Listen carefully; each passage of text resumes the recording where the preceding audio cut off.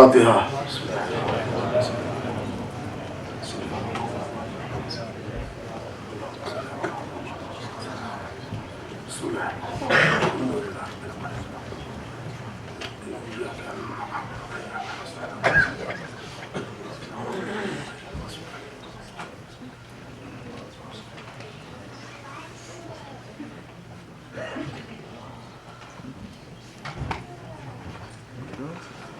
औज़ु बिल्लाहि समीउल अलीम मिनश शैतानिर रजीम। बिस्मिल्लाहिर रहमानिर रहीम। अल्हम्दुलिल्लाहि रब्बिल आलमीन। अस्सलातु वस्सलामु अला अशरफिल अंबिया वल मुरसलीन सय्यदना व नबियना व शफीअना व मौलाना बिल क़ासिम मुहम्मद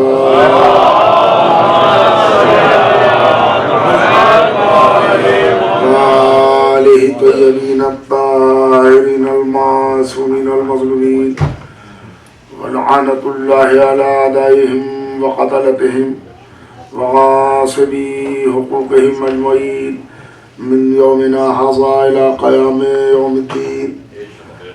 अम्मा बाद फ़क़द क़ाल अल्लाहु तबारक व तआला फ़ी किताबिहिल मजीद वल फ़ुरक़ानिल हमीद व हुवा अस्दक़ुस सादिक़ीन व क़ौलुल हक़। बिस्मिल्लाहिर रहमानिर रहीम। वक़ुल जाअल हक़ व ज़हक़ल बातिल इन्नल बातिल काना ज़हूक़ा।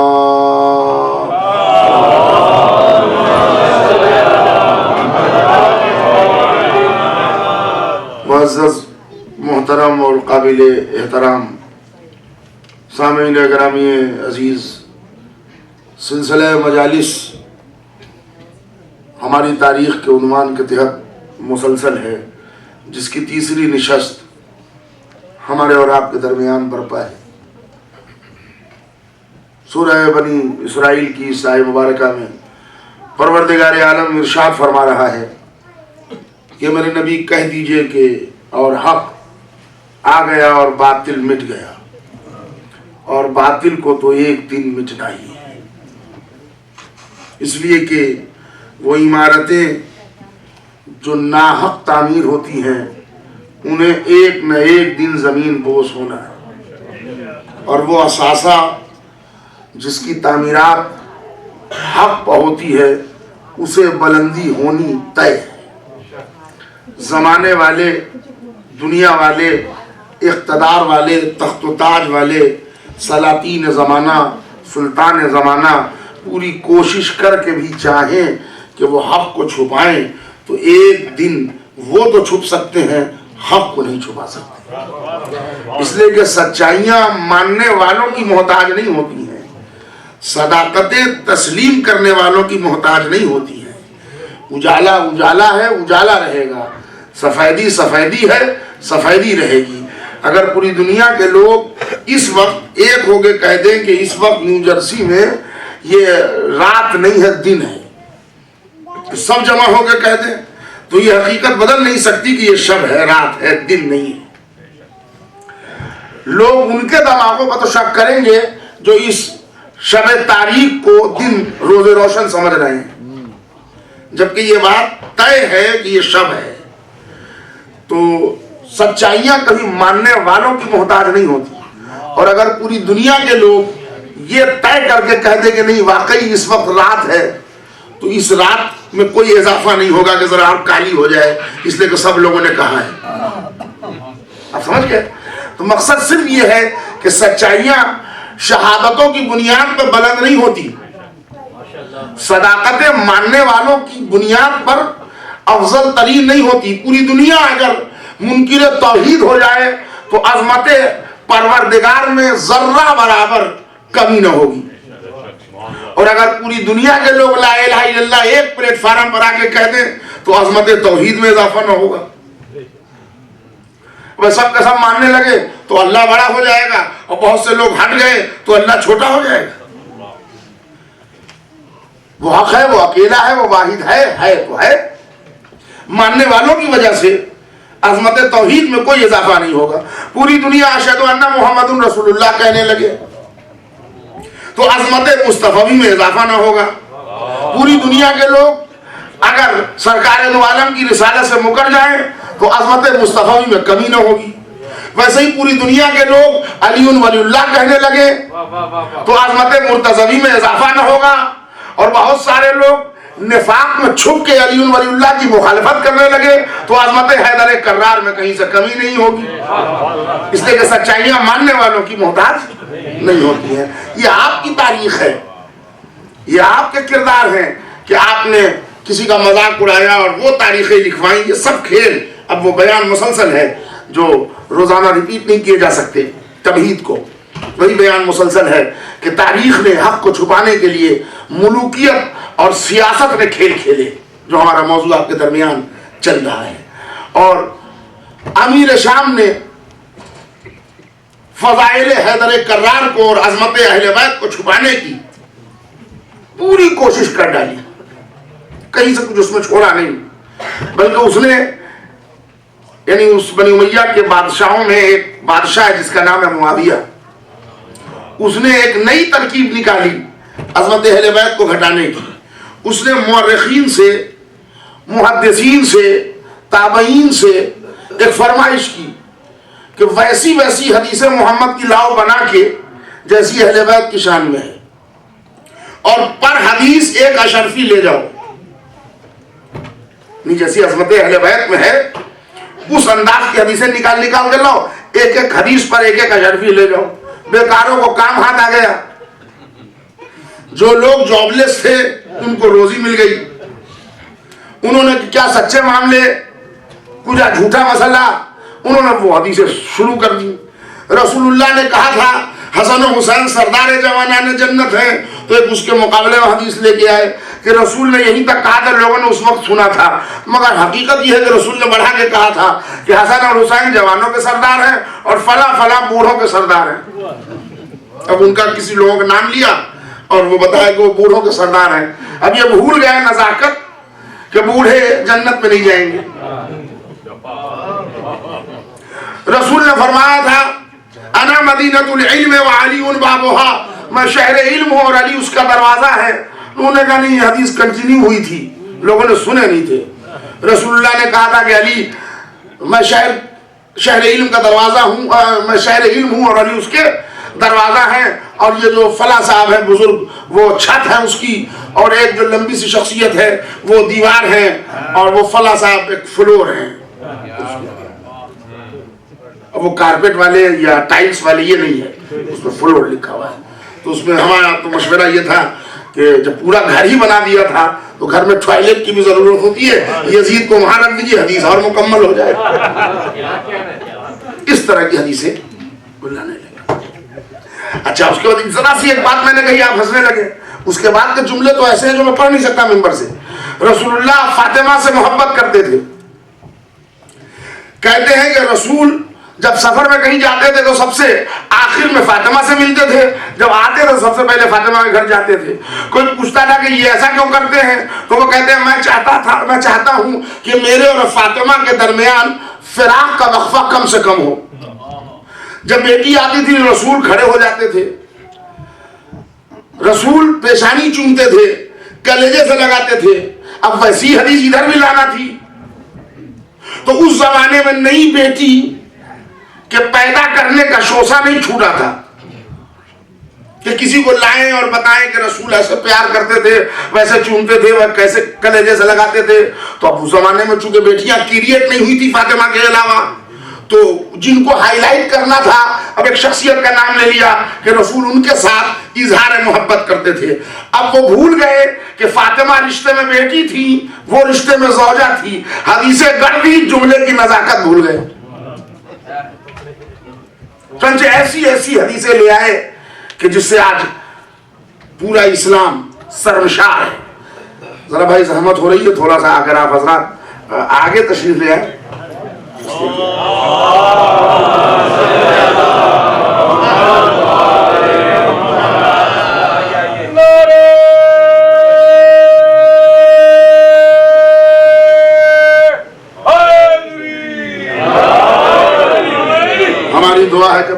सरकार आलम हुसैन के अज़ादारों में इजाफा करे। हालांकि आज मुसलसल दिन भर आप हजरात थक रहे हैं, मुझे एहसास था कि रात में मुमकिन है कि मजमा कम हो जाए। और घरों में मजलिसें हो रही हैं, होना चाहिए। घरों की मजलिसें भी बरकत के वास्ते ज़रूरी हैं, मगर घरों की मजलिसों का ये मतलब नहीं होता कि अज़ाखाने वीरान हो जाए। और आपने वो सबूत दिया आज कि हम घर में भी अगर अहले बैत को बुलाते हैं तो वो अज़ाखाने जो मखसूस किए गए हैं हम उसको फरामोश नहीं करते। ये आपका अमल काबिल कद्र है।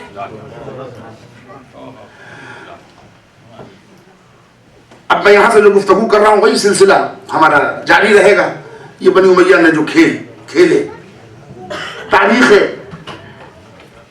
इस्लाम में वो लोग जो इस्लाम पर काबिज इसलिए हो गए थे कि उनको अपनी सियासी रोटी सेकनी थी, इक़्तिदार चाहिए था।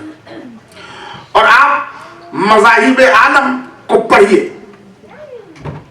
तो एक चीज जो मुसलमानों में हो गई वो किसी में नहीं थी, और उसका नाम है मुनाफिक। मुनाफिक आप किसी मजहब में नहीं मिलेंगे आपको। सरकार दो आलम से पहले मैं पूरे इत्मीनान से आपकी खिदमत में पढ़ रहा हूं, आप कंफर्म करा लीजिए।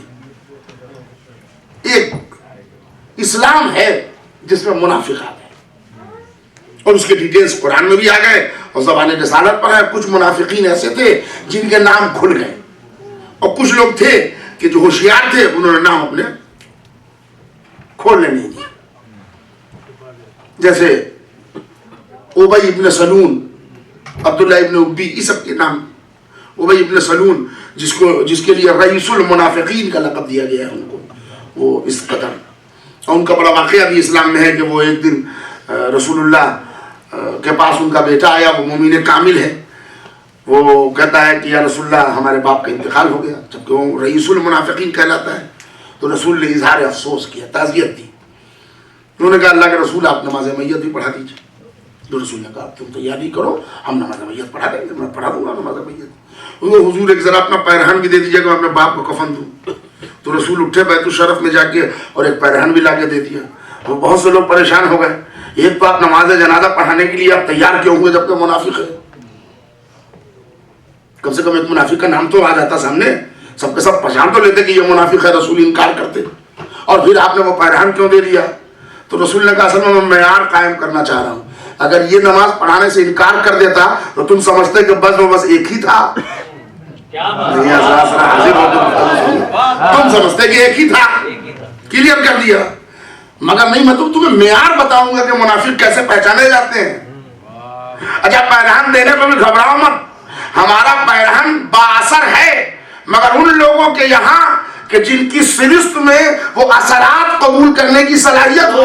ये इसलिए मुनाफिक को दे रहा हूं कि मुस्तकबिल में अगर हमारे दाएं बाएं किसी को देखना तो धोखा न खाना।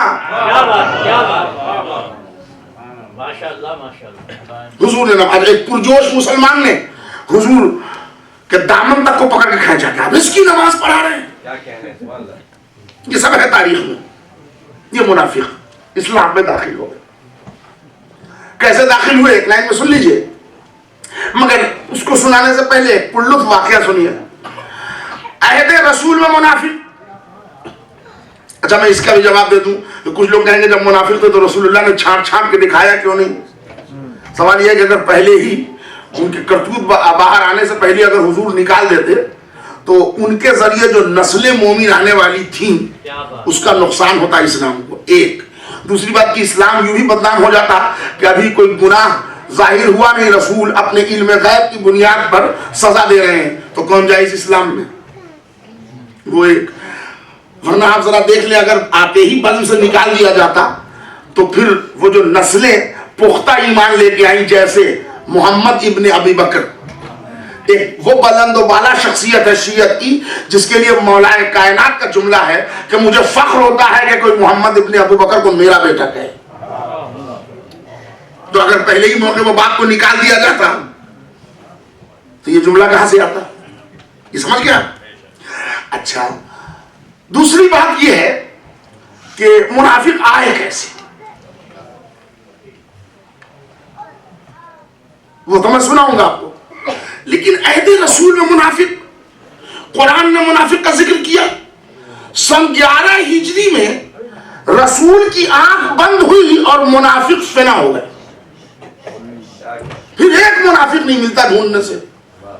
भाई जरा तवज्जो दीजिए, मैं आप हजरात के अज़ान आलिया तक पहुंचना चाहता हूं। रसूल के अहद तक मुनाफिकीन का जिक्र है तारीख में। सन 11 हिजरी के बाद मुनाफिक कहां चले गए किसी को नहीं मालूम। ऐसा क्या हुआ कि सब कसम खाए बैठे थे कि रसूल दुनिया से उठेंगे, हम पुख्ता मुसलमान हो जाएंगे। उन्होंने मन्नत रखी थी। अच्छा नहीं रखी थी तो फिर मुसलमानों को ढूंढना चाहिए था, आखिर ये चले कहां गए। अच्छा मुनाफिक बड़ा खतरनाक होता है, ये आस्तीन का सांप होता है। अगर बड़ी सी इमारत में ये पता चल जाए कि कहीं सांप छुप गया है तो उस महल में किसी को नींद आएगी उस मकान में, इसलिए कि पता नहीं कहां छुप गया है। तो जो साहिब मकान है अगर उनको पता चल गया कि अभी अभी दिखा था यहां पर और अभी छुप गया है तो फिर नींद नहीं आएगी।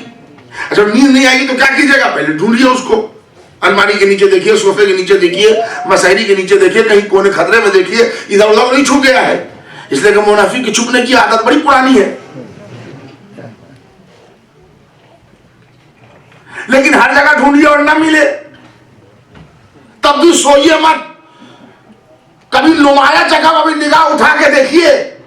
इसलिए कि होशियार छुपने वाला जानता है कि मुझे ढूंढा जाएगा, इसलिए ऐसी नुमाया जगह अपने को रखता है कि जहां शक ही न जाए। तो तारीख इस्लाम में वफात पैगंबर के बाद मुनाफिक गुम हो गए, सब के सब मुनाफिक कामिल मोमिन नहीं हुए। फिर मुसलमानों को 1400 बरस से नींद कैसे आ रही है? ढूंढो तो सही कि अगर मुनाफिक थे तो कहां चले गए। तो कोने खतरे में और अलमारी के नीचे न ढूंढो, होशियार छिपने वाला नुमाया जगह पर छुपता है। इधर उधर अगर ढूंढने से न मिले तो जरा इख्तिदार की कुर्सियों को भी देख लेना, कहीं वहां तो नहीं छुप गए। इनकी इंट्री कैसे हो रही है, एक लाइन में सुनिए, मैं वहां तक आना चाहता हूं। सन 8 हिजरी तक तो ये एक दो करके पहचाने जाते रहे, आते रहे और कुछ होता रहा, इस्लाह हो गई, दूरी चेंज हो गए, सब हुआ। हुजूर फतेह मक्का के लिए निकले, हजारों का लश्कर ठाटे मारता मक्का मुबारका हुजूर पहुंचे। सूरज डूबने वाला था। हुजूर ने मक्के शहर के दाखिल होने से पहले रोक दिया मजमे को, रुक जाओ, इस वक्त शब की तारीकी में शहर में दाखिल होना मुनासिब नहीं, कल दिन के उजाले में जाया जाए। पूरे मक्के में हलचल है कि फातेह की शान से अब रसूल आ रहे हैं, क्या होगा। जिन जिन लोगों ने रसूल को सताया है वो खौफजदा भी है जब पलटवार न हो जाए। तो तारीख ने दो शख्सियतों से मुलाकात कराई हमारी कि एक पहाड़, एक पत्थर के टुकड़े पर, एक पहाड़ी पे दो लोग चढ़े, एक मुसलमान एक काफिर। एक का नाम है अब्बास इब्ने अब्दुल मुत्तलिब जो मुसलमान है और एक का नाम है अबू सुफियान इब्ने हर्ब जो काफिर है। ठीक है ना। अच्छा चूंकि अभी मैं तज़किरा उनके दौरे कुफ्र का कर रहा हूं इसलिए हजरत की उम्मीद न रखिएगा, जब ये कल से हजरत हो जाएंगे तो फिर देखा जाएगा। अभी फिल वक्त ये हजरत हुए ही नहीं है। साफ साफ बात पढ़ रहा हूं ना, उसमें तो किसी घबराने और हैरत की बात भी नहीं है। इसलिए सारे कमेंट जो आते हैं वो सब हमारे कान तक भी आ जाते हैं। जब एहतराम से नाम लिया जाएगा तो देखा जाएगा, लिया जाएगा। फिल वक्त अभी काफिर है, चढ़े। शिया सुन्नी सब तारीफ में लिखा है, इसको मुत्तफक अलैह रवायत जो पढ़ रहा हूं। अबू सुफियान ने देखा ताहत निगाह सर ही सर है। अब्बास ने भी देखा लोगों से छलक रहा है पूरा मैदान। दोनों ने दो जुमले कहे, दोनों कमेंट सुनिए। अबू सुफियान ने कहा ओफ ओफ, तुम्हारे भतीजे मोहम्मद ने कितनी बड़ी हुकूमत कायम कर ली। उतनी ही जोर से अब्बास ने डांटा, हो कहा चुप बदबख्त, ये हुकूमत नहीं है, ये नबूवत है जो मेरे भतीजे ने कायम की है। दोनों नजरिया आज ही तय हो गया। रिसालत के उरूज को मुसलमान नबूवत समझे, काफिर हुकूमत समझे। अभी तक सब खैरियत है। अरे मेरे सरकार जरा तवज्जो दीजिएगा, अभी तक सब खैरियत है। गजब ये हुआ कि सुबह में अबू सुफियान मुसलमान हो गए। सुबह में अबू सुफियान, अब यह गजब हुआ। अब रसूल ने कहा लड़ाई झगड़ा और फसाद कुछ नहीं होगा। फतेह का मतलब ये नहीं कि हम बदला लेने आए हैं, सबके लिए पनाह लेके आए हैं, अमान लेके आए हैं। खास तौर से जो लोग हरम में आ जाए उनके लिए पनाह है, जो लोग अपने घर के दरवाजे बंद कर ले उनके लिए पनाह है, जो लोग अबू सुफियान के घर चला जाए उसके लिए पनाह है। मिल्लतें आज तक फख्र करती हैं कि कुछ न हो, अबू सुफियान की यही फजीलत क्या कम है कि रसूलुल्लाह ने सेंटर ऑफ पीस बना दिया, उसके घर को दारुल ईमान करार दिया। और मैं कहूंगा या रसूलुल्लाह, जो सुबह से शाम तक इस्लाम के तबाह करने का प्रोग्राम बना रहा था, एंट्री होते ही आपने उसके घर को दारुल ईमान बना दिया। अल्लाह के रसूल, आपका हर अमल मुताबिक वही है, आप पर तो कुछ जुमला बोल भी नहीं सकता, मगर ये हो क्या गया? रसूल ने कहा आज ही इस्लाम की डिवीजन समझा रहा हूं। कल तुम कह रहे थे ना कि रसूल काफिर मुनाफिक बता देते, तो एक दो जो सामने थे अगर नाम बता देता, फिर बाद में तुम्हें कौन बताता मुनाफिक कौन है? तो मैं उसूल कायम करके जाऊं ताकि सुबह कयामत तक पहचानते रहना कि मुनाफिक कौन है। 3 तरह के मुसलमान होंगे सुबह कयामत तक। एक वो जिसको अल्लाह से बिलखुसूस मोहब्बत होगी, मेरे कहने पर हरम के पनाह में आ जाएगा।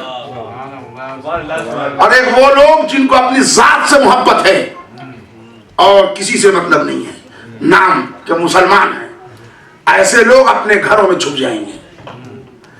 और एक वो लोग जो इस्लाम को तबाह करना चाहते थे, मसलहतन इस्लाम लाए हैं, तो हम जिन्स से मिलता है, वो लोग अबू सुफियान के घर चले गए। कोई मर्दमशुमारी तो हुई नहीं भाई, जुमले सुनिएगा, कोई मर्दमशुमारी तो हुई नहीं, हमने तो गिने नहीं काबे में कितने लोग गए, घरों को कितने लोगों ने बंद किया, अबू सुफियान के घर में कितने लोग गए। रसूल ने कहा गिनने की जरूरत नहीं है, मैंने मेयार बना दिया कि जो लोग हर आन अल्लाह वाले रहेंगे वो अल्लाह के नाम पर निकल जाएंगे अल्लाह की पनाह में, वो अपने घरों में नहीं छुपेंगे। वो लोग जो अपनी जात से मोहब्बत करेंगे, जिनके लिए एक अच्छा लफ्ज अमेरिका में निकला है, न्यूट्रल मुसलमान। अरे इस्लाम लफ्ज न्यूट्रल से नावाकिफ है। यहाँ 2 ही पार्टी है, या इधर रहिए या इधर रहिए, बीच में रहिएगा तो कोई फायदा नहीं होगा। उनको अपनी जात से मोहब्बत है, वो घर में रहेंगे, बड़ा कीमती जुमला है। और जिनको इस्लाम से खौफ था, इस्लाम को मिटाना चाहते थे, वो अबू सुफियान के पनाह में रहेंगे।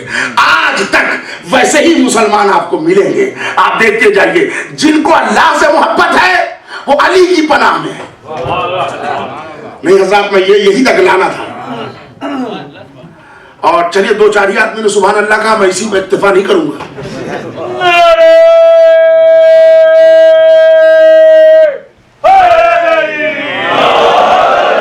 अब जो तज़किरा है वो ज्यादा खामोशी में न पढ़े जा सकते हैं, न खामोशी से सुने जा सकते हैं। उसके लिए 2 शेर मुझे याद आ गए, पढ़े हुए शेर हैं। हालांकि मुसलसल हमारे नौजवान भाइयों के फोन आ रहे हैं और लोग कह रहे हैं इस साल आप शेर नहीं पढ़ते नहीं, मौका नहीं मिलता।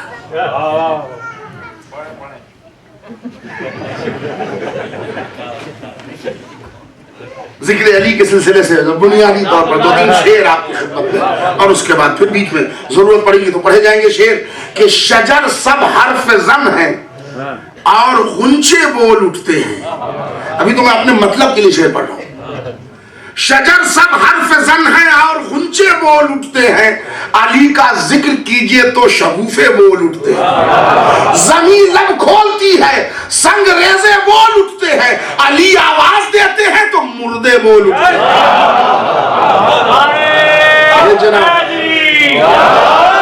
जमीन लब खोलती है।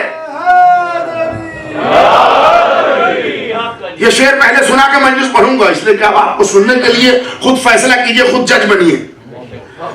जमीन लब खोलती है, संगरेजे बोल उठते हैं, अली आवाज देते हैं तो मुर्दे बोल उठते हैं। अच्छा बहुत से लोग हैं जो बोलते हैं, क्या बात। अच्छा बहुत से लोग नहीं बोलते।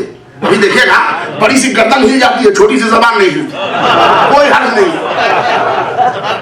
कोई हर्ज नहीं है। कम से कम जबान न हिले तो चेहरा आपका फेस बताए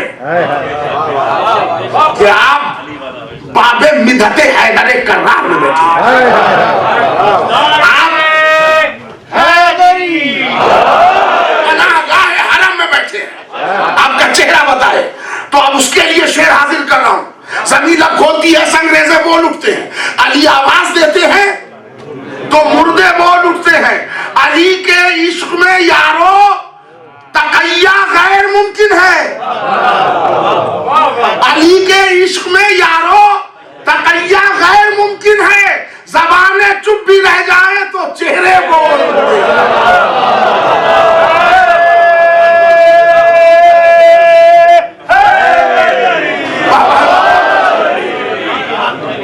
अब आपको बैठना भी कैसे है?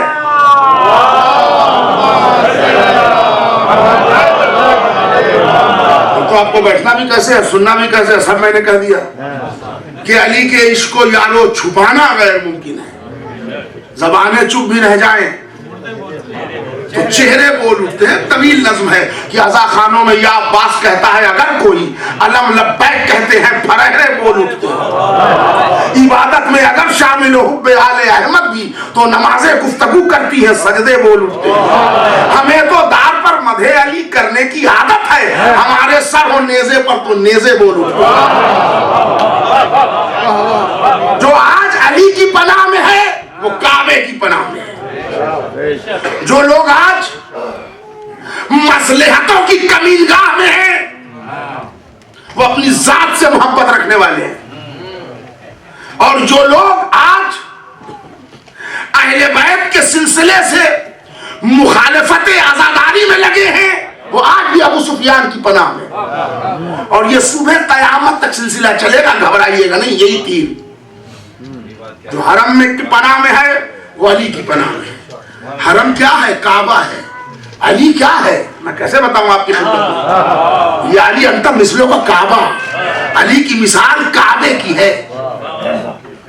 हालांकि अब ये मिसाल देने का मतलब ये ना समझ लीजिएगा कि वही वो काबा जो इमारत है, वो जो काबा है वही अली है, नहीं। अली का कद उस काबे से बहुत बुलंद है। मैं रसूल ने मिसाल दी इसलिए कह रहा हूं, वरना मैं आपकी खिदमत में ये भी अर्ज कर सकता हूं काबे पर देखना इबादत, चेहरे अली पर देखना इबादत, कुरान पर देखना इबादत, सब इबादत है। मगर फर्क बता रहा हूं, उलमा इकराम हैं और दरियाफ्त कर लीजिएगा, पढ़े लिखे हजरात है मेरे सामने, कि आप इतना छोटा सा मसला मैं बयान कर दूं कि काबे पर देखना इबादत, काबे जाना इबादत, तवाफ करना इबादत, चूमना इबादत, कुरान का पढ़ना सवाब, कुरान का देखना सवाब, कुरान का चूमना सवाब, अली के चेहरे पर देखना इबादत, अली का जिक्र करना इबादत, अली से मोहब्बत करना इबादत। लेकिन अब तीनों इबादत के स्टेटस देखिए और उलमा से कंफर्म कर लीजिए। गलत पढ़ूं तो कल रहूंगा, खींच लीजिएगा मेंबर से, इख्तियार दे रहा हूं। एक तस्वीर ले लीजिए, कोने में बैठ जाइए, काबा काबा काबा काबा काबा 100 तस्वीर पढ़िए। दूसरे कोने में उठिए, बावजू होकर 100 मरतबा कुरान कुरान कुरान पूरी कदर से पढ़िए, खूबसूरत आवाज में पढ़िए। और अब उसके बाद उलमा से कंफर्म कराइए कि बिला खाते में कितना सवाब आया। क्या हुआ? कहने 100 मरतबा मैंने काबा काबे का विर्द किया, 100 मरतबा कुरान कुरान का विर्द किया। तूने किया, बस हो गया सवाब। कहने कोई सवाब नहीं। उसके बाद पलटिए, 100 मरतबा अली अली कहिए।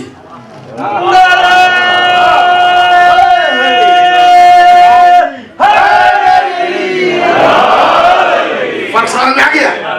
एक मरतबा अली कहा सवाब, 100 मरतबा कहा 100 गुना सवाब। स्टेटस से फर्क नजर आया? इसलिए कि काबा काबा है, अली ईमान है काबा है।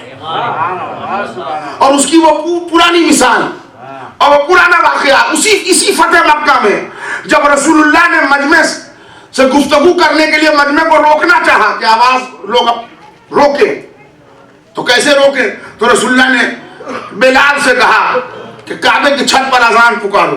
जाओ अजान दो। बिलाल काबे की छत पर खड़े हो गए, चुप। रसूल ने कहा बिलाल अजान कहो ताकि मजमा जब चुप हो जाए तो फिर कहो कि खामोश रहो, रसूल कुछ कहेंगे। मगर बिलाल चुप है, चार तरफ देख रहे हैं। तो रसूलुल्लाह ने कहा बिलाल हुआ क्या, अजान क्यों नहीं कहते? कहा अल्लाह के रसूल जो तरद्दुद है वो क्या करूं? कहा तरद्दुद क्या है? कहा जब आप कहते थे अजान देने के लिए मैं सेकंडों रुकता था। कहा नहीं। कहा फिर आज क्यों रुके हो? कहा जब आप कहते थे अजान पुकारो मैं जहां होता था अपना चेहरा काबे की तरफ करता था, अजान शुरू कर देता था। आज काबे के ऊपर हूं तो चेहरा किधर रखूं? तो रसूल ने कहा यह भी कोई मुश्किल है, मजमे में देख अली किधर है?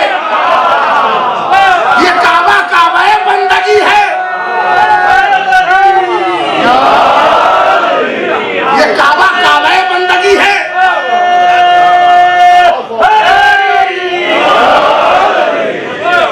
ये काबा काबा बंदगी है, अली काबे की जिंदगी। सलावत भेजिए मोहम्मद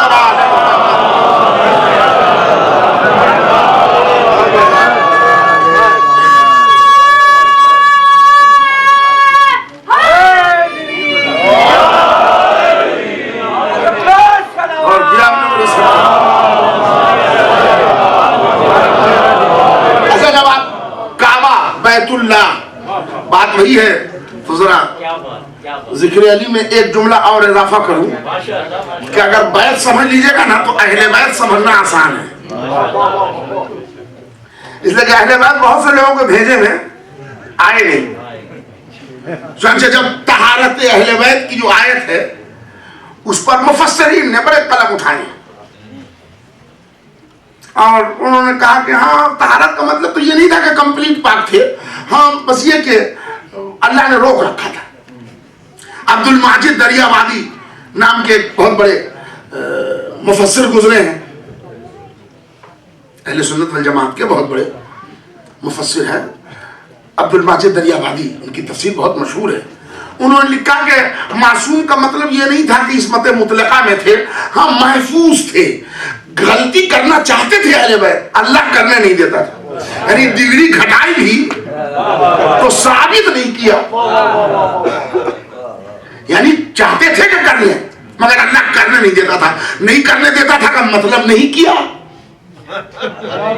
अरे हम तो कहते हैं कि मासूम ऐसे थे कि अगर नहीं थे तो आप क्या मानते हैं अहले बैत को? जरा अपना अकीदा बता दीजिए। हुजूर कैसी बात करना चाह रहा हूं। हम जो कहते हैं कि मासूम है तो आप कहते हैं कि मासूम नहीं, तो आप अपना अकीदा बयान कर लीजिए कि क्या थे, कुछ बताइए। आप ही खताकार थे, गुनहगार थे, जो जी में आए कहिए।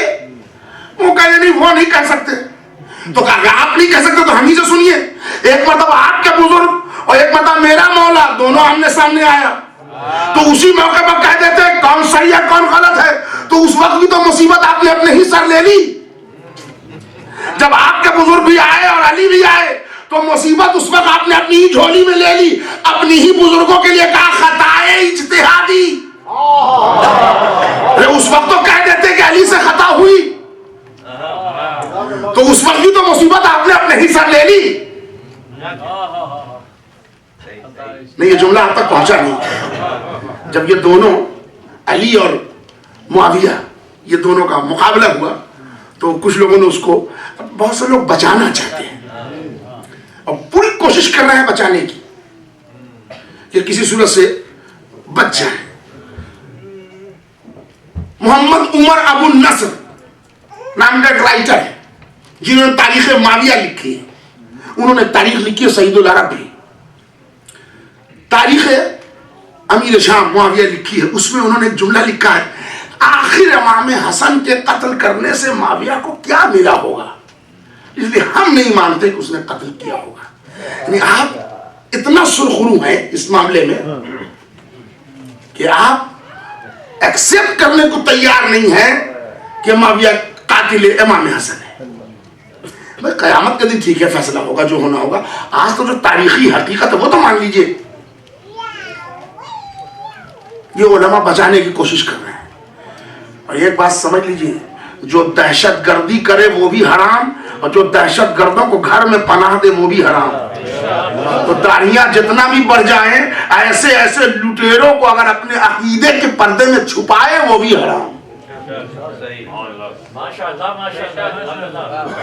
तो कातिल हसन और कातिल जहरा और कातिल अली, इसकी वजाहत कल की मजलिस में होगी थोड़ी देर। आज तो हमारा मसला ये कि अहले बैत की अजमत को घटाने के लिए किस्मत में कुछ कहा, और उसके बाद जब कुछ न बन पड़ा तो उन्होंने कहा कि अहले बैत में ये भी शामिल थे और वो भी थे और वो भी थे और ये भी थी और ये भी थी, थे भी और थी भी। और पाकिस्तान से चैनल आता है जियो टीवी। 3 साल पहले मैंने सुना कि वो एक मौलवी बोल रहा है कि रसूल के घराने के जो नौकर चाकर थे वो भी अहले बैत। अब दरियाए दिली है, सखावत जोश में है, बता दिया। या अल्लाह, इस नौजवान नस्ल को जो मेरे सामने है, कंफ्यूजन से कौन बचाएगा? जो कह रहे हैं कि अहले बैत बस ये है, वो भी मौलवी। जो कह रहे हैं कि अहले बैत ये भी है, ये भी है, ये भी है, वो भी मौलवी। तो ये नई नस्ल के बच्चे, ये यूथ क्या करें, कहां जाएं? है ना? मैं आज उसूल बताता हूं, किसी मौलवी से कंफर्म कराने की जरूरत नहीं, अक्ल से फैसला कर लीजिए। नारे सलावत मेरे भाई साहब,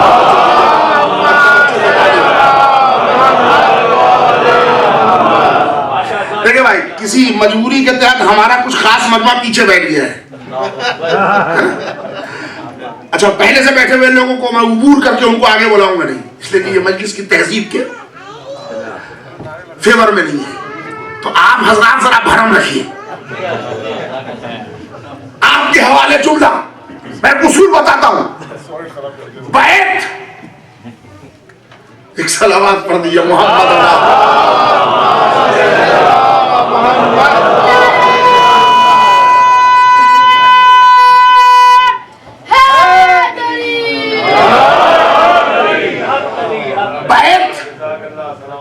पहचानिए, फिर अहले बैत समझ में आ जाएंगे। मैं काबे तक था ना, बैत, काबे को कहते हैं बैतुल्लाह। कुरान ने भी कहा वाला मौतिन वज़े अलिन्नास, पहला घर काबे में। ये किसका घर है? अल्लाह का घर। और एक दिन अगर इस्तिताअत आ जाए, यानी कैपेबल हो जाए, सलाहियत आ जाए, तो वहां जाके तवाफ करना वाजिब। आप किस हद तक भी तरक्की कर जाएं, न्यू जर्सी में हज नहीं हो सकता। सारी इबादतें आप यहां अंजाम दे सकते हैं, इसलिए कि न्यू जर्सी में काबा नहीं आ सकता। बहुत अच्छा। तो चूंकि काबा है मक्के में और हज है तवाफे काबा, तो वहां आपको जाना ही जाना है। ये काबे की जरा तारीख कभी पढ़िए, मौका मिले तो, और नहीं तो सुन लीजिए आप। हजरत आदम अलैहिस्सलाम ने इसकी बुनियाद रखी, हजर अस्वद साथ लाए। हजरत आदम जो आज जुज़्व काबा है, जो लोग बोसा देते हैं, और बाकायदगी से हजरत इब्राहिम अलैहिस्सलाम और इस्माइल अलैहिस्सलाम ने इसको इमारत की एक शक्ल दी, जो आज खाने काबा है। हजरत इब्राहिम के बाद काबा आम हुआ, लोग समझ गए कि ये बैतुल्लाह है, ऐलान हुआ। तो अल्लाह ने काबे के तवाफ को वाजिब करार दिया। और हज़रत इब्राहिम के जमाने से वो हज, उस जमाने में भी हज था, तरीके दूसरे थे। फिर जनाब इब्राहिम अलैहिस्सलाम के जमाने में जनाब इब्राहिमी ने हज के लिए बुलाया था। जो लोग जानते हैं वो कहते हैं कि जिनकी जिनकी सुलभों ने जनाब इब्राहिम की आवाज सुनी थी, वो सब हज करके रहेंगे। हालांकि ये भी बड़े मजे की बात है, इब्राहिम को कहा गया कि जिस पत्थर पर खड़े होकर प्लेटफार्म बना के जिसको चुनाई की थी दीवार, उस पर खड़े होकर हाजियों को बुलाओ। तो जनाब इब्राहिम ने चार तरफ देखा, परवरदिगारा, आवाज़ कुदरत आई, चुप क्यों हो गए, पुकारो हज के लिए। उन्होंने कहा जी परवरदिगारा पुकार रहा हूं। यानी दिल में ख्याल है कि एक आदमी है नहीं, पुकारे किसे, बस एक मर्तबा वही हुई, मेरे खलील जितना तुमको कहा जा रहा है उतना करो। तुम यही सोच रहे हो ना कि सामने कोई है नहीं, पुकारे किसे? तू हज के लिए बोला, नस्लों तक आवाज पहुंचाना मेरी जिम्मेदारी। अब मुफ्तियाने दीन से ये ना कहिए, ये पूछिए कि वो जो कमेंट करते हैं कि हुसैन इल्मे गायब रखते थे, उनको मालूम था कि अब कोई हुर के अलावा मददगार आने वाला नहीं है, तो हुसैन ने सदाए हलमिन क्यों बुलंद की? उन मुफ्तियों को बताओ जब मजमा था नहीं तो इब्राहिम ने हज के लिए पुकारा किसको? वही वादा जो खलील से अल्लाह ने किया था, वही वादा फखरे खलील से अल्लाह ने किया। इब्राहिम पुकार हज के लिए, सुल्बों तक आवाज पहुंचाना मेरी जिम्मेदारी। अल्लाह ने कहा हुसैन कोई आएगा नहीं इस मजमे से मगर पुकार, सदाए हलमिन बुलंद कर, सुबह कयामत तक आजादार बनाना मेरी जिम्मेदारी।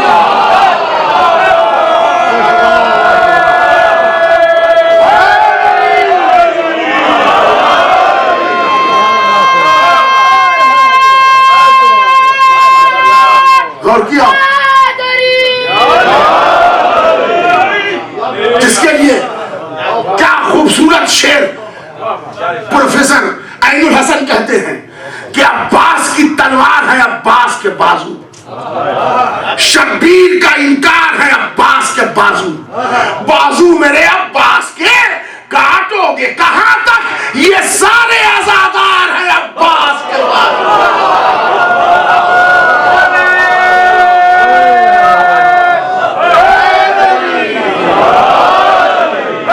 मेरे अब्बास काटोगे कहां तक, ये सारे आजादार हैं। इब्राहिम तू पुकार, सुल्बों तक आवाज पहुंचाना मेरी जिम्मेदारी। हुसैन तू सदाए हलमिन बुलंद कर, नस्लों तक आवाज पहुंचाना मेरी जिम्मेदारी। देख लीजिए, चलिए उस वक्त तो हज का सिलसिला चल गया, अब लोग जियारत काबा को आने लगे, दूर दराज से, बद्दू देहात से, दूर दूर के इलाके से। अब सबको मालूम नहीं है कि काबा है कहाँ, इसलिए कि खाना काबा मक्के में तो है, मगर मक्के में अकेला घर तो ये है नहीं, 50 घर हैं, एक से एक ईमानदारों के घर, एक से एक चोरों के घर, एक से एक बेईमानों के घर, सब है मक्के में। अब बोर्ड है नहीं उसमें, बोर्ड नेम प्लेट नहीं लग सकता काबे में, आज भी नहीं लग सकता, इसलिए कि पॉसिबल नहीं है, ऐलान हो नहीं सकता। शौकत भाई यहाँ के ऐलान कर दे, वहां अगर शौकत भाई को रख दिया जाए, कितनी जबान में ऐलान करेंगे शौकत भाई? उर्दू, इंग्लिश, इंडियन है तो हिंदी, फारसी, थोड़ा बहुत अगर गुजराती जानते होंगे तो गुजराती, और अच्छा तेलुगु, तेलुगु, तमिल, 7 जबान। उसके अलावा बाकी जबान वाले कहां जाएंगे? कन्नड़ वाले क्या हल नहीं करेंगे, भोजपुरी हल नहीं करेंगे, बंगाली हल नहीं करेंगे। अब मैं कितनी जबान के नाम लूं? आपके अमेरिका का कैलकुलेशन मैंने पढ़ा यही किसी अखबार में कि इस अमेरिका में 300 जबानें बोली जा रही है। इस अमेरिका में, हमारा हिंदुस्तान छोटा सा मुल्क है, देहात और शहर और पूरे इलाके को मिला के 1600 जबानें बोली जाती हैं। जो लोग खानदान अलसना पढ़े हुए हैं वो जानते हैं। तो जहां छोटे छोटे से मुल्क में सैकड़ों जबान पढ़ी जा रही हो और पूरी दुनिया के लिए काबा हिदायत है, तो अब उतनी ही जबान के अनाउंसर हो तो ऐलान भी मुमकिन नहीं, और साइन बोर्ड अगर लगा दिया जाए वो भी मुमकिन नहीं, इसलिए कि पढ़ा लिखा ये होना शर्त नहीं है दीदारे काबा के लिए। लैंग्वेज जानने वाला, जब बहुत से लोग उस वक्त जाते हैं जब बीनाई खत्म हो जाती है, वो बेचारे पढ़ेंगे कहां से, है ना, सारे प्रॉब्लम्स हैं। और इधर क्या तमाशा होने लगा कि मनचले लड़के पता बताने को काबे के बजाय अपने घर को बता रहे हैं, इसलिए कि काबे पर जब लोग आते थे तो चढ़ावा चढ़ाते थे, और ये चढ़ावा चढ़ाना खिलाफ नहीं है, इसलिए कि रसूल ने भी इसको अप्रिशिएट किया है। समझो वो ईरान के बादशाह ने 2 हरम जो सोने के चढ़ाए थे, हिरन 2, उसमें एक सलीम इब्न उक़बा ने लूट के खाया और एक रह गए थे। तो तीसरे खलीफा के ज़माने में वो हरम निकाल के चाह गया कि बेच के मुसलमानों की मालियात में शामिल किया जाए। तो अबू तलहा नाम के एक सहाबी हैं, उन्होंने कहा कि खलीफा वक्त आप क्या फरमाते हैं? तो उन्होंने कहा नहीं, चूंकि अली मौजूद है लिहाजा उनसे मशवरा कर लो। तो हज़रत उस्मान ने पूरे डेलीगेशन को अली के पास भेजा। उन्होंने कहा या अली, खलीफा ये कह रहे हैं, हम लोग चाह रहे हैं कि ज़रा इकोनॉमी ग्रो हो जाएगी अगर ये सोना बेच दिया जाए। तो मौला अली ने डांट के मना किया और कहा ये सब आसार एक काबा है, तुम्हें हक नहीं है इसको छूने का, रहने दो, जैसे थे वैसे रहे। फिर जब रिकवरी हुई तो हजरत अबू तालिब और एक मरतबा अब्दुल मुत्तलिब ने इसको निकाला। तो चढ़ावा चढ़ाना, बहरहाल मैं बीच में बोल गया, वो कोई ऐसी बात नहीं है। तो लोग चढ़ावा भी चढ़ाते थे। चढ़ावे की किस्में हैं, कुछ लोग डॉलर रख देंगे, कुछ लोग पाउंड रख देंगे, कुछ लोग सोना रख देंगे, कुछ लोग चांदी रख देंगे, कुछ लोग बनवा के हलवा ले आएंगे, कुछ लोग कुछ भी मीठी चीजें वो ला के रखते हैं। अब वो अरब मक्के में काबा, बिहार से लोग आए चढ़ावा ले लेके, तो उन्होंने कहा कि वो वहाँ काबा जाएंगे तो वहाँ लूटपाट शुरू होगी। उन्होंने पूछा कि भाई जरा अल्लाह का घर किधर है? तो उन्होंने कहा वो वाला घर, अपने घर को बता दिया। वो उन्होंने चक्कर लगाया, चढ़ावा वहाँ रखा, चूम के चले गए उनके घर को और इन लोगों ने हलवा खाना शुरू कर दिया। शायखुल मुज़ाहरा ऐसे ही लोग नहीं हुए हैं भाई, जो 2 दिन से मजलिस में आ रहे हैं वो तो बोले। अब गुमराही इतना फैल गई कि वक्त के नबी पर वही हुई। अल्लाह ने कहा ए मेरे नबी अब तू उठ और फर्क कर दे बैतुल्लाह में और गैरों के घर में। क्या कह रहे हैं? फर्क कर। गालिबन हजरत इस्माइल का जमाना है, वो कह रहा है कि परवरदिगारा तू ही बता कि मैं फर्क करूं कैसे। वही problem, language, board, sign board नहीं लग सकते। अब जिब्रील आए तो खाली हाथ नहीं आए, क्या बात है? काले रंग की एक चादर लेके आए। हुक्म दिया वक्त के नबी को इसे जाके काबे पे डाल दे और आप ऐलान करा दे कि जो चादर के बाहर है वो गैरों के घर, जो चादर के नीचे है वो अल्लाह का घर। नहीं हज़रात, मैं क्या कह गया? वरना अमेरिका न्यू जर्सी में नहीं है कि सर्दी पड़ती है, घर भी कपड़े पहने, घर कपड़े नहीं पहनता इसलिए उसको सर्दी नहीं लगती। तो फैशन के लिए चादर दिया नहीं, हदबंदी कर दी इसलिए कि वहां एक से एक आयरे खैरे नत्तू खैरे जुम्मन छेदी कल्लू वफाती सबके घर है। तो फर्क कैसे पता चले? अल्लाह ने कहा चादर डाल दे और अब ऐलान करा जो चादर के अंदर है वो बैतुल्लाह, जो चादर के बाहर है वो गैरों के घर।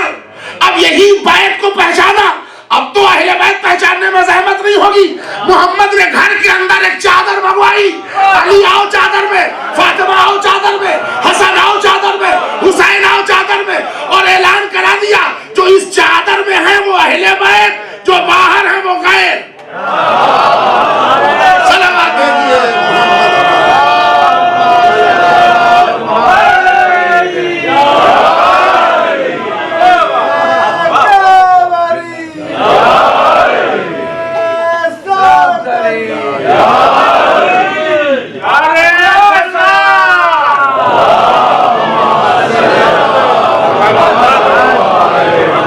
शौक है लोगों को, अहले बैत की बराबरी का शौक है। शौक पालना बुरी चीज नहीं है, मगर दायरे से अलग होकर शौक पालना ये हजीमत की बात है, ये शर्म की बात है, ये बेगैरती की बात है। जितना दायरा हो उस हद तक रहिए। आज कितने पुरखुलूस मुसलमान, वो समझते हैं जितनी लंबी दाढ़ी होगी उतना पक्का मुसलमान। देखिए हर चीज के लिए इस्लाम ने हद मुअय्यन किया है। अब वो मोहब्बत अहले बैत हो या कुल कायनात में जितने भी इस्लामी कवानीन है वो हद। सुबह की ठंडी हवा चल रही हो और मौसम सुहाना हो तो मारे खुलूस के 10 रकअत की नियत कर ली हमने नमाज सुबह। सुभान अल्लाह, सुभान अल्लाह। जी चाह गया, गब्बर वर्दिगारा मूड है, तू भी क्या कहेगा कि आबिद मिला कि नहीं मिला, आज 10 रकअत पढ़ता हूं। हंसे क्यों आप लोग? इसलिए कि नमाज बातिल हो गई, कहते हराम हो गया। तो मैंने कहा आज पढ़ते ही नहीं, फिर हंसे, फिर एक हराम हुआ। भाई 2 की 10 पढ़ रहे हैं तो हैरत क्या है?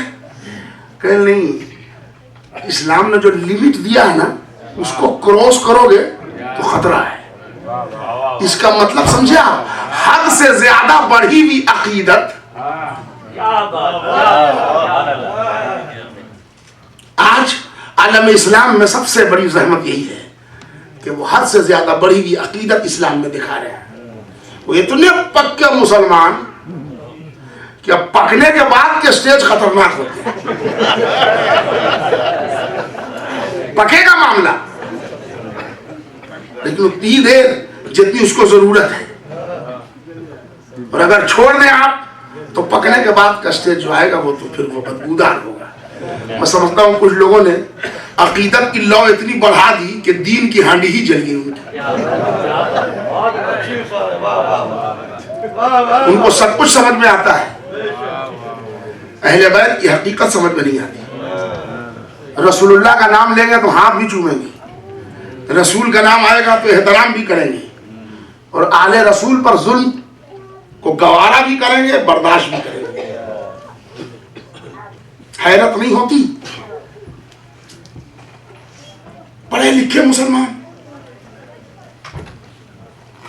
एक से एक डिग्री लिए हुए इस तरक्की याफ्ता दौर में। अरे आज तो सोच लो, आज तो बनी उमैया के सिक्के नहीं है, आज तो हज्जाज के कैद खाने नहीं है। आज किसका डर है हक बोलने में? कल कह दोगे कि हमारे घर वीरान हो जाते, ठीक है मान लूंगा। कल कह देते कि वो तो इब्ने ज़ियाद था, मैं मान लूंगा। इसलिए कि हर एक के पास इतना कलेजा नहीं होता कि औलाद को राह इस्लाम में कुर्बान कर दे। चलो उस वक्त मैं मान लेता हूं, हालांकि गलत उस वक्त भी था, लेकिन आज तो इस दौर में जहां आप आजाद मुल्क में आजाद जिंदगी गुजार रहे हैं, वहां अगर हक जबान पे ना आए तो फिर तो अदरवाइज है कि हमको खिलकत के सिलसिले से पता लगाना पड़ेगा कि कोई उधर डिफेक्ट तो नहीं है। आखिर क्या बात है कि हुसैन की कुर्बानी समझ में नहीं आती? अच्छा, हुसैन की कुर्बानी समझ में नहीं आती, ज़ैनब की असीरी समझ में आती है।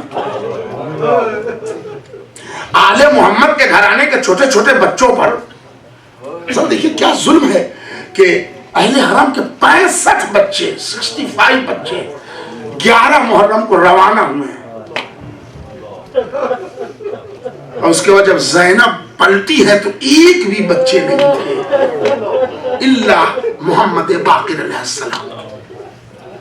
ये जुल्म नहीं।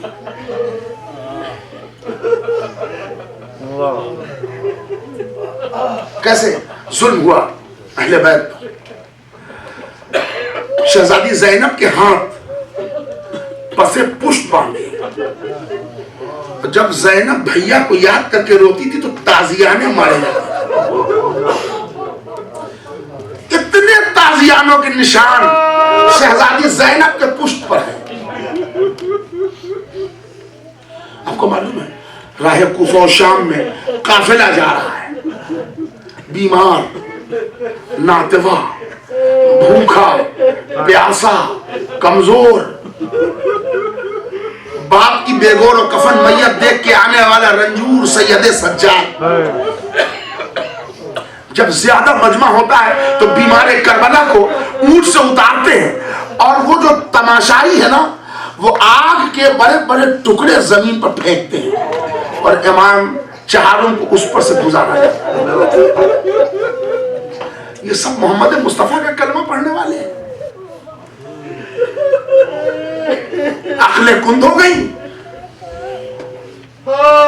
दिल पानी हो गया कि जरा सोचो तो। अच्छा, फिर बच्चे तो बच्चे होते हैं, वो तो किसी मजहब और मिल्लत के भी हो, उनसे प्यार होता है।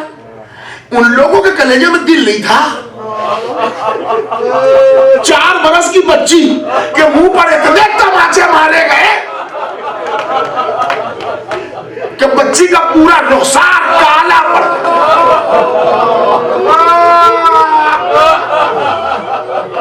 हज़रात, राहे कूफा और शाम की एक मुसीबत आप तक पेश करना है।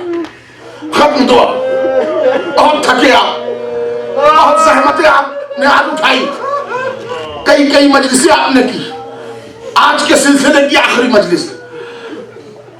अल्लाह आपका शुमार अज़ादारा इमाम हुसैन में करे। एक फिक्रा सुनिए, फिर वही जो कल मैंने आपकी खिदमत में दरबार मुख्तार में एक जालिम का बयान सुनाया था, आज एक जालिम का बयान सुनिए। दरबार मुख्तार इब्ने अबी उबैदा सक़फ़ी में गिरफ्तार करके शिम्र बिन ज़िलजौशन लाया गया। शिम्र को तो जानते हैं ना, वो गिरफ्तार करके लाया गया, मुश्किल कसी नहीं है। शिम्र को देख के इब्राहिम बिन मालिक अश्तर को जलाया गया। ये वही मलून है जिसने शहजादी सकीना को तमाचे मारे। ये वही मलून है जिसने शहजादी ज़ैनब के सर से चादर छीनी। ये वही मलून है जिसने मेरे आका हुसैन को प्यासा सेवा किया। बस इसका बयान सुनिए। मुख्तार सबसे पूछते थे तूने करबला में कौन सा जुल्म किया, और उसके बाद ये भी पूछते थे किसी जुल्म पर तेरा दिल पसीजा। शिम्र से भी पूछा, आपको मालूम है सबके जवाब अलग थे, शिम्र का जवाब अलग था। शिम्र ने कहा मैंने जुल्म तो बहुत किए मगर दिल कभी नहीं पसीजा, मुझे अफसोस कभी नहीं है। अब कितना बड़ा जालिम था। अब इब्राहिम बिन मालिक अश्तर खड़े हुए, कहते हैं शिम्र तुझे सजा देने से पहले एक मेरा सवाल, उसका जवाब देना होगा। शिम्र मुड़ा इब्राहिम बिन मालिक अश्तर की तरफ, पूछो क्या पूछते हो? कहा मुझे चौथे इमाम की कैफियत पूछनी है, इसलिए कि शाम में तुम लोगों ने कितनी असियत दी कि मैं 2 मरतबा इमाम से मिलने गया हूं और शाम कह के मेरा इमाम गश खा जाता है। शिम्र कहता हाँ, शाम में आपके चौथे इमाम को असियतें बहुत मिली। ए इब्राहिम, ए मुख्तार, एक वाकया सुन लो।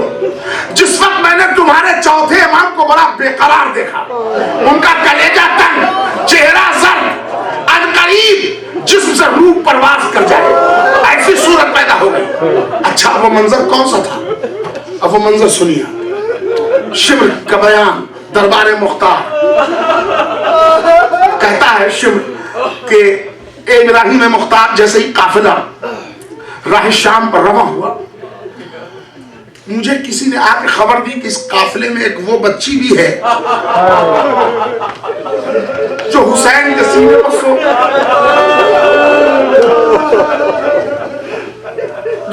सीने पर सोती थी। शिम्र कहता है ए मुख्तार, मैंने हुसैन को अजियत देने की नीयत से एक जुल्म किया। जुल्म क्या किया कि हर ऊंट पर 4-4, 6-6 कैदी बैठ के जा सकते थे। सकीना 4 साल की जो बच्ची थी हुसैन की, हुसैन बहुत चाहते थे, लिहाजा मैं सताने की गरज से सकीना को तन्हा ऊंट पर बैठाऊंगा। लिहाजा एक लंबा तवीलुल कामत ऊंचा ऊंट मंगवाया मैंने। अब यहां से मैं मसाइल के फिक्रे जरूर पढ़ूंगा, मगर एक इंसाफ के साथ कि अब यहाँ के बाद हर वो बाप जुमला सुने जो बेटी रखता है, हर वो भाई जुमला सुने जो कोई बहन रखता है। भाइयों, अल्लाह तुम्हें और तुम्हारी बहन को सलामत रखे। फिक्रा सुनिए। शिम्र कहता है मुख्तार, ए इब्राहिम, मैंने मार फुटी की गोद से 4 साल की सकीना को छीन लिया, अरब का सबसे ऊंचा ऊंट मंगवाया, मैंने 4 साल की उस बच्ची को तन्हा ऊंट पर बिठाया। अब आपके चौथे इमाम की कैफियत सुनिए। मजलिस खत्म हो रही है जुमले के साथ, हर वो भाई सुने जो बहन रखता है। शिम्र कहता है जैसे ही ऊंट उठने लगा तो बच्ची बच्ची ने भैया की तरफ देखा, 24 बरस का जवान सज्जाद, बहन ने हाथ फैला दिया, भैया भैया मुझे उतार लो, मैं तन्हा ऊंट पर नहीं बैठ सकता। कहता बीमार का कलेजा तंग हो गया, आंखें बतलाने लगी, चेहरा सर्द हो गया। कभी हथकड़ी को देखा, कभी सकीना को देखा, अजब नहीं कह रहे होंगे, ए बहना, अरे भाई को तू माफ कर दे, जवान भाई जिंदा है, बहन मदद के लिए पुकारे, मगर ये बहन तेरा भाई मजलूम है।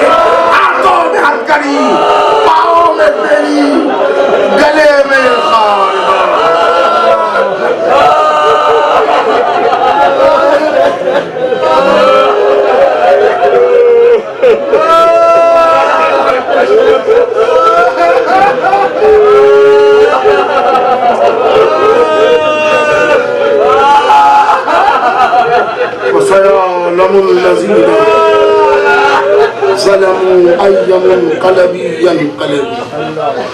परवरदिगारा, तुझे सकीना की बेबसी का वास्ता है मेरे अल्लाह, हुसैन के अज़ादारों की हिफाजत कर। परवरदिगारा, इन रोने वालों को कोई गम न दे सिवाय गम इमाम हुसैन। परवरदिगारा, इन आंसुओं को रुमाल ज़हरा में जगह इनायत फरमा। हम सब की इस मुख्तसर सी इबादत को तू कबूल फरमा। परवरदिगारा, इस दुनिया में जहां जहां हुसैन के अज़ादार हैं, मौला के चाहने वाले, अलीउल वलीउल्लाह कहने वाले हैं, उन पर खास इनायत फरमा, उनको खास अपने हिफ्ज़ व अमान में रख। परवरदिगारा, बिलखुसूस उन ममालिक में जहां शियान हैदर कर्रार पर जुल्म ढाया जा रहा हो, परवरदिगारा उनकी हिफाजत फरमा। परवरदिगारा, उन जालिमीन को नीस्त व नाबूद फरमा दे जो हुसैन के अज़ादारों पर हमले कर रहे हैं। ए मेरे अल्लाह, मज़ाहराए मुक़द्दसा की हिफाजत फरमा। परवरदिगारा, मासूमीन की कब्रों की हिफाजत फरमा। रोज़े जनाब ज़ैनब और जनाब सकीना की हिफाजत फरमा। ए मेरे अल्लाह, जब तक जिंदा रख हुसैन का मातमदार बना दे, दुनिया से उठा तो हुसैन का आज़ादार बना। परवरदिगारा, हमारी मिल्लत के हर फर्द को मजहबी इबादत गुजार और नमाज गुजार बना दे। परवरदिगारा, वारिसे करबला, मुंतकी में खून हुसैन, हजरत वली असर इमाम महदी आखिर ज़मा के ज़हूर में ताजील अता फरमा। हम सबको इमाम ज़माना के आवान और अंसार में शुमार कर।